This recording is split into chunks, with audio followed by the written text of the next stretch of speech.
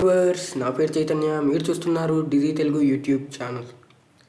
Viewers, ఈ వీడియోలో C language tutorial number 2 data types గురించి అయితే చెప్తాను. Introduction video C language tutorial number 1 ఎవరైనా మిస్ అయింటే చూడకపోయి ఉంటే డిస్క్రిప్షన్లో లింక్ ప్రొవైడ్ చేస్తాను. దాని ద్వారా వీడియో తప్పకుండా చూడండి, introduction video. Let's begin our video. Data types వచ్చేసి సి లాంగ్వేజ్లో చాలానే ఉంటాయి. మెయిన్గా ఈరోజు వచ్చేసరికి ఇంట్, ఫ్లోట్, క్యారెక్టర్. ముఖ్యంగా వీటి గురించి, ఈ మూడింటి గురించి అయితే ఈ వీడియోలో క్లియర్గా ఎక్స్ప్లెయిన్ చేస్తాను. మీరు ఇక్కడ చూస్తున్నారు కదా, ఫస్ట్ ప్రోగ్రాంలో వచ్చేసి మనం జస్ట్ సింటాక్స్ గురించి తెలుసుకున్నాం. ఏంటంటే ప్రింట్ఎఫ్లో రాసిన అవుట్పుట్లో ఎలా కనపడుతుంది అని చెప్పేసి. సిఎల్ఆర్ గురించి, గెట్ గురించి, పైన హెడర్ ఫైల్స్ గురించి, వాయిడ్ మెయిన్ గురించి తెలుసుకున్నాం. ఈ వీడియోలో డేటా టైప్స్ గురించి చెప్తాను. మీరు ఇక్కడ చూస్తున్నారు కదా, కోడ్ వచ్చేసి ఇంట్ x = 10 అని చెప్పేసి, y = 20, z అని చెప్పేసి టైప్ చేశాను. ఇక్కడ అడిషన్ 2 నెంబర్స్ అడిషన్ చేయడానికి నేను ఇక్కడ ప్రోగ్రామ్ రాశాను. ఈ వీడియోలో నేను అడిషన్ గురించి మరియు సబ్ట్రాక్షన్ గురించి అయితే చెప్తాను. మీరు వీడియో చూసిన తర్వాత మీరు కావాలంటే ఏ ఫార్ములాకైనా ఈ డేటా టైప్స్ యూజ్ చేసి కోడ్ రాయొచ్చు. సపోజ్ మల్టిప్లికేషన్ అవ్వచ్చు, లేదా ఏరియా ఆఫ్ సర్కిల్, అలాగా. మీరు ఇక్కడ చూసినట్లయితే x = 10 మరియు y = 20. ఇవన్నీ ఈ రెండు వచ్చేసి ఇంటీజర్స్. అంటే డెసిమల్స్ అంటే 10.1, 20.8 అట్లా ఉంటాయి కదా. డెసిమల్స్ కాదు, ఇంటీజర్స్. కాబట్టి మనం ఇక్కడ డేటా టైప్ వచ్చేసి ఇంట్ అని ఇచ్చేసాము. ఏం చేసాము, ఇక్కడ హెడర్ ఫైల్స్ రాసాము, వాయిడ్ మెయిన్ రాసాము. Open flower bracket, addition of 2 numbers కాబట్టి ఫస్ట్ డేటా టైప్ అయితే ఇచ్చేసాము ఇంట్ అని చెప్పేసి. x, y, z అనేవి వేరియబుల్స్, విచ్ స్టోర్స్ డేటా. మీకు తెలిసే ఉంటుంది.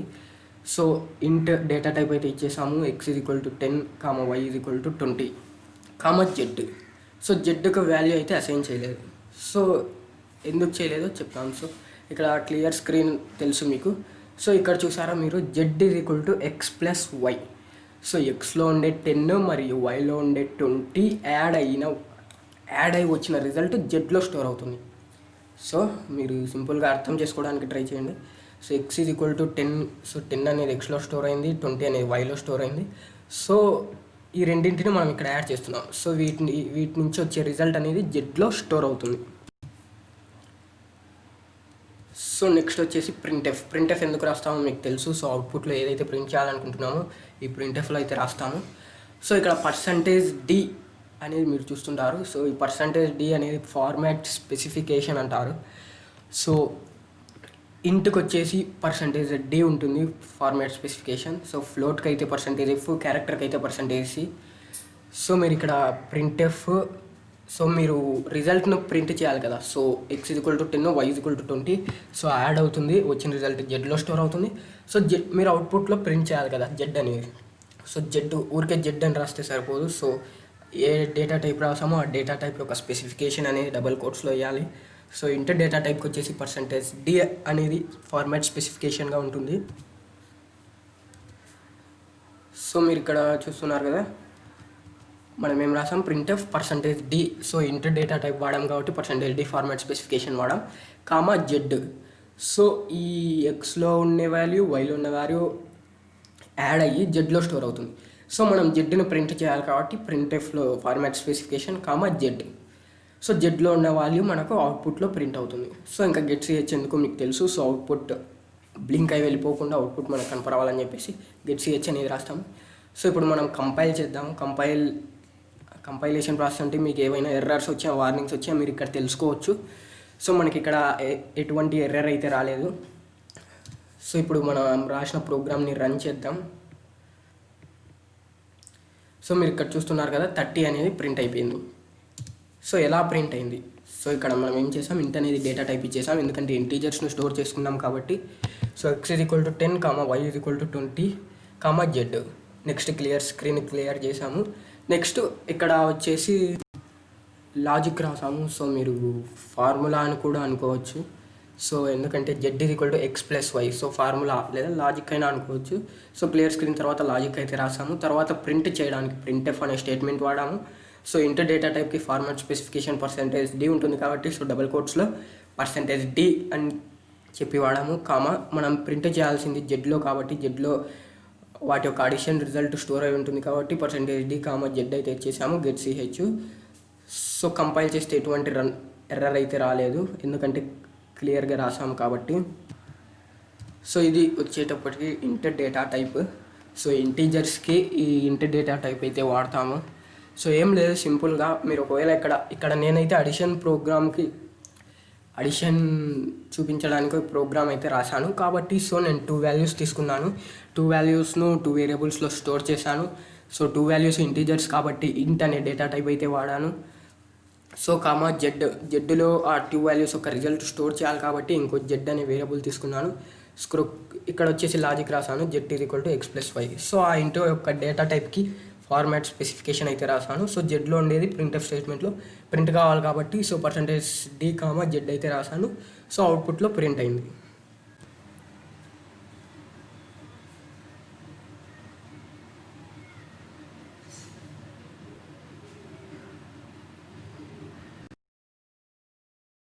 డేటా టైప్కి వచ్చేసి సో నేను సబ్ట్రాక్షన్ ఎగ్జాంపుల్గా తీసుకొని చెప్దాం అనుకుంటున్నాను. సో ఇక్కడ నేను ఏం చేయలేదు, జస్ట్ ఇందాక మనం ఇంటర్ డేటా టైప్లో ఏం చేసాం, ఇంటీజర్స్ తీసుకున్నాం. అవి ఏంటంటే x ఈజ్ ఈక్వల్ టు 10 అని చెప్పేసి y ఈజ్ ఈక్వల్ టు 20 అని చెప్పేసి ఇంటీజర్స్ని అయితే తీసుకున్నాం. సో ఇంటీజర్స్కి ఇంటర్ డేటా టైప్ అయితే వాడాం. సో మీరు ఇక్కడ చూసుకున్నట్లయితే 1.5 ఇంకా 11.5 అనే వేరియబుల్స్లో స్టోర్ చేసుకున్నాం. సో పాయింట్ అనేది ఉంది ఇక్కడ. సో దేని కిందకి వస్తుంది, డెసిమల్ కిందకి అయితే వస్తుంది. సో డెసిమల్కి అయితే ఏ డేటా టైప్ ఉంటుందని చెప్పాను. సో ఫ్లోట్ డేటా టైప్ అయితే ఉంటుంది డెసిమల్ పాయింట్స్కి. సో అంతే, ఇక్కడ నేను డేటా టైప్ చేంజ్ చేశాను, ఇంటి బదులు ఫ్లోట్ రాశాను. సో ఇక్కడ డెసిమల్ పాయింట్స్ అయితే తీసుకున్నాను జెడ్. సో జెడ్లో స్టోర్ ఈ ఎక్స్లో ఉన్న వాల్యూ మరియు వైలో ఉన్న వాల్యూ సబ్ట్రాక్ట్ అయ్యి వచ్చిన రిజల్ట్ జెడ్లో స్టోర్ అవుతుంది. So next clear screen. So ఇక్కడ వచ్చేసి లాజిక్ మార్చేసాను, ప్లస్ బదులు మైనస్ ఇచ్చాను ఎందుకంటే సబ్ట్రాక్షన్ కాబట్టి. సో ఇక్కడ ప్రింట్ఎఫ్లో మీరు చూసుకున్నట్లయితే %f అని చెప్పేసి కనపడుతుంది. సో ఎందుకంటే %f ఇంటికి వచ్చేసి ఫార్మాట్ స్పెసిఫికేషన్ ఉంటుందని చెప్పేసాను. సో ప్రతి ఒక్క డేటా టైప్కి ఫార్మాట్ స్పెసిఫికేషన్ అయితే ఉంటుంది. సో ఇంటికి వచ్చేసి %d ఉంటుంది. సో ఫ్లోట్కి వచ్చేసి %f ఉంటుంది. క్యారెక్టర్కి వచ్చేసి %c ఉంటుంది. సో ఇక్కడ మనం చెప్పుకున్నాం కదా ఎందుకు ఈ ఫార్మాట్ స్పెసిఫికేషన్ అయితే రాస్తామని చెప్పేసి. సో ఫ్లోట్ అనే డేటా టైప్ అయితే వాడాం కాబట్టి సో మనకి ఫ్లోట్ అనేది ఎందుకు రాస్తాం, డెసిమల్ పాయింట్స్ వాడాం కాబట్టి ఫ్లోట్ అనేది రాస్తాం. సో ఆ ఫ్లోట్ యొక్క డేటా టైప్ని స్పెసిఫై చేయాలి. సో ఫ్లోట్ ఒక డేటా టైప్ యొక్క ఫార్మాట్ స్పెసిఫికేషన్ వచ్చేసి %f. సో ఇక్కడ మనం %d బదులు %f రాసాం ఎందుకంటే ఫ్లోట్ అనే డేటా టైప్ తీసుకున్నాం కాబట్టి. సో z ఎందుకంటే జెడ్లో ఎక్స్ మరియు వై సబ్ట్రాక్ట్ అయ్యి వచ్చిన రిజల్ట్ జెడ్లో స్టోర్ అవుతుంది కాబట్టి. సో %f డబల్ కోట్స్లో సో z అనేది రాసాం. So get ch. సో ఇప్పుడు మనం రాసిన ప్రోగ్రామ్ని ఒకసారి కంపైల్ చేద్దాం.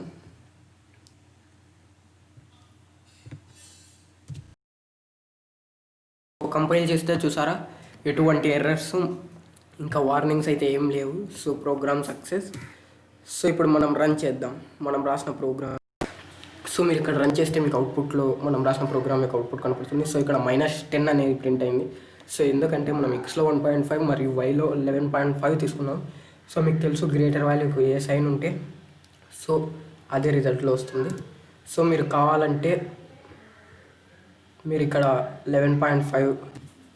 సో నేను ఇక్కడ వాల్యూస్ మార్చేసాను. సో ఎక్స్లో గ్రేటర్ వాల్యూ పెట్టాను, వైలో 1.5 పెట్టాను. సో మీరు ఇప్పుడు రన్ చేస్తే మీకు ఎగ్జాక్ట్ వాల్యూ అనేది ప్రింట్ అవుతుంది. సో చూసారు కదా 10.000 అని చెప్పేసి. సో డెసిమల్ పాయింట్ కాబట్టి సో 10 అనేది మనకి అవుట్పుట్లో ప్రింట్ అయిపోయింది. సో మనం ఇక్కడ ఏం చేసాం, జస్ట్ 2 వాల్యూస్ సబ్ట్రాక్షన్ ప్రోగ్రామ్ రాసాము. సో జస్ట్ 2 వాల్యూస్ అయితే తీసుకున్నాము, 11.5 ఇంకా 1.5. సో వేరియబుల్స్లో స్టోర్ చేసాము. సో ఫ్లోట్ అనే డేటా టైప్ వాడాము ఎందుకంటే మనం సబ్ట్రాక్ట్ చేయబోయే వాల్యూస్ వచ్చేసి డెసిమల్ పాయింట్ వాల్యూస్ కాబట్టి. సో ఇక్కడ ప్లస్ బదులు మైనస్ పెట్టేసాము ఎందుకంటే సబ్ట్రాక్షన్ కాబట్టి. సో ఇక్కడ %f రాసాము, ఫ్లోట్ యొక్క ఫార్మాట్ స్పెసిఫికేషన్ కాబట్టి. So z. సో మీకు అవుట్పుట్లో అనేది ఎగ్జాక్ట్ వాల్యూ ప్రింట్ అయిపోయింది. సో ఇది వచ్చేసి float data type. Decimal points వాడే టైంలో ఈ ఫ్లోట్ డేటా టైప్ అనేది వాడతారు. సో నెక్స్ట్ వచ్చేసి క్యార్ data type. So క్యార్ data type అంటే సో పేరులోనే ఉంది, క్యార్ అంటే క్యారెక్టర్స్కి వాడే డేటా టైప్ అని చెప్పేసి. సో క్యార్ అనే డేటా టైప్కి వచ్చేసి మనకి ఇక్కడ %d కాదు %c అనేది వాడతారు. ఫార్మాట్ స్పెసిఫికేషన్ అని చెప్పాను కదా. సో %c అనేది క్యార్ యొక్క డేటా టైప్కి మనం ఫార్మాట్ స్పెసిఫికేషన్గా వాడతాము. సో ఇక్కడ నేను క్యారెక్టర్స్ అని చెప్పాను, మరి ఇంటీజర్స్ తీసుకున్నానా అనుకుంటున్నారా? సో ఇక్కడ ఆల్ఫాబెట్స్ A to Z అంటే small a to small z మరియు capital A to capital Z alphabets ఉంటాయి కదా. సో ఈ క్యార్ యొక్క డేటా టైప్లో ప్రతి ఒక్క ఆల్ఫాబెట్ అంటే A to Z ప్రతి ఒక్క ఆల్ఫాబెట్కి స్మాల్ లెటర్స్కి మరియు క్యాపిటల్ లెటర్స్కి సపరేట్గా ఒక వాల్యూ అనేది ఉంటుంది. సో ఇప్పుడు నేను ఇక్కడ 60 Cలో తీసుకున్నాను, Dలో వచ్చేసి 5 స్టోర్ చేశాను. సో నెక్స్ట్ వచ్చేసి స్క్రీన్ని క్లియర్ చేశాను. C+D ఇక్కడ ఫార్మాట్ స్పెసిఫికేషన్ ఇచ్చాను. ఈలో రిజల్ట్ స్టోర్ అవుతుంది కాబట్టి కామా ఇచ్చేసాను. సో మీరు ఒకసారి అవుట్పుట్ చూస్తే మీకు అర్థమవుతుంది.